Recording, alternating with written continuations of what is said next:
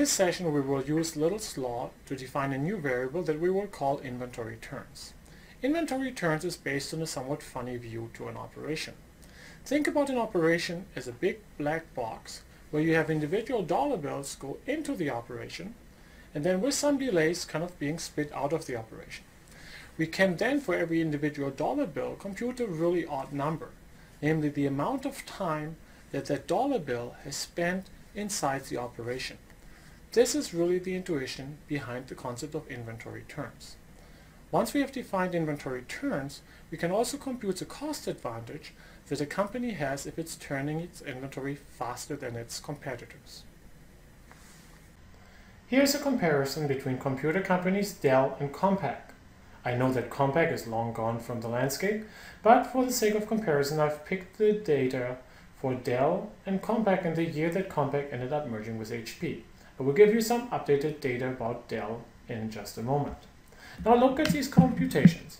We want to look at how many dollar bills flow through Dell per unit of time, in this case per year, and then apply Little's law.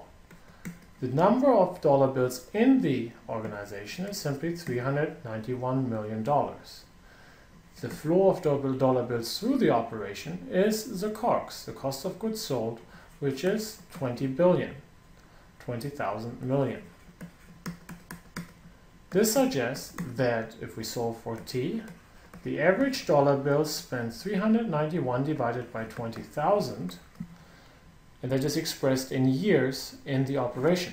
If we multiply this with 365 days in a year, we're going to get roughly 7 days as the time that a dollar bill spends within Dell. Now do the similar calculation for the case of Compaq. The inventory here is $2 billion.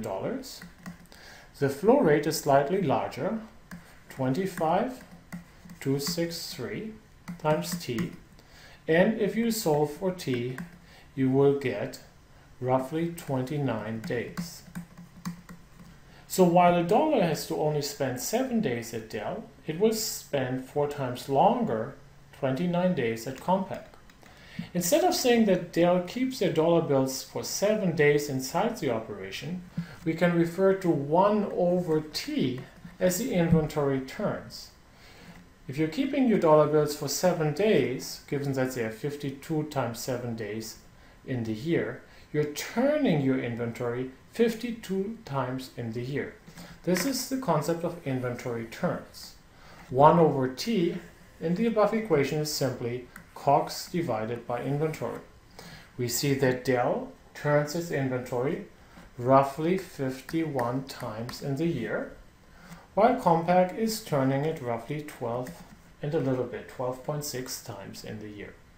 Now when you do these calculations, be careful, use COGS, not revenue, to do these flow unit analysis, because the margins that the companies make have really no impact on these calculations.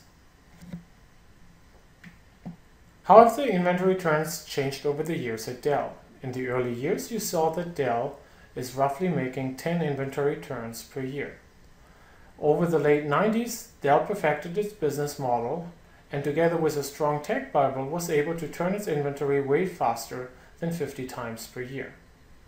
In their best day, Dell was actually getting their money from the customers before they even had to pay their suppliers, leading to negative working capital.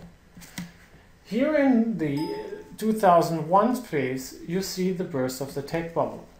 You see the big decrease in inventory turns as the bubble bursted around 2001.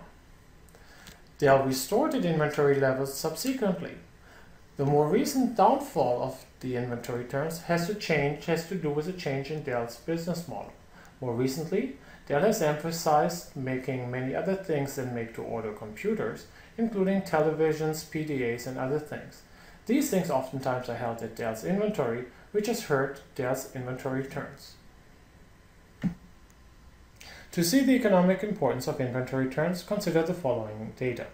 This is data compiled by my colleagues Gaur, Fisher, and Raman, which shows the gross margin and the inventory turns for large publicly traded US retailers. To understand the economic implications of inventory turns, we have to first understand the concepts of inventory cost.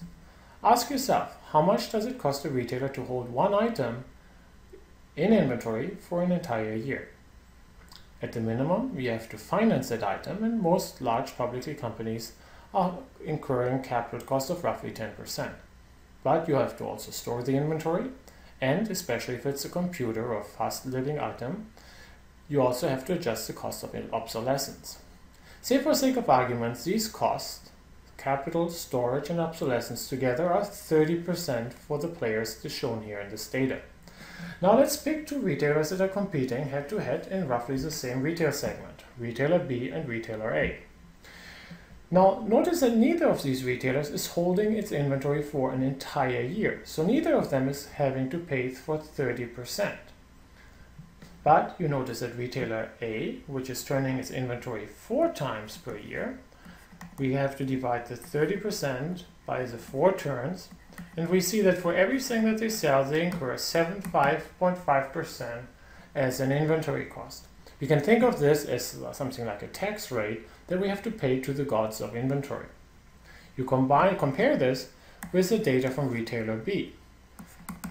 Retailer B turns its inventory faster, and that allows them to only pay 3.75%.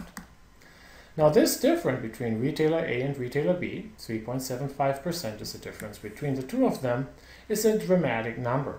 This is an industry where typically net margins range between 1 and 2%. So simply by turning the inventory faster, you're gaining a dramatic competitive advantage. Holding inventory is expensive.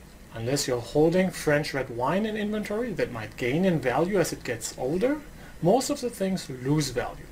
At the same time, you have to finance the inventory, which takes working capital. For this reason, inventory turns is a very powerful metric to capture how well you're using your working capital. The margin advantage that you might get from faster turns looks initially small. However, if you compare it to the net margin of a business, in most businesses, faster turns has a very significant impact on the bottom line.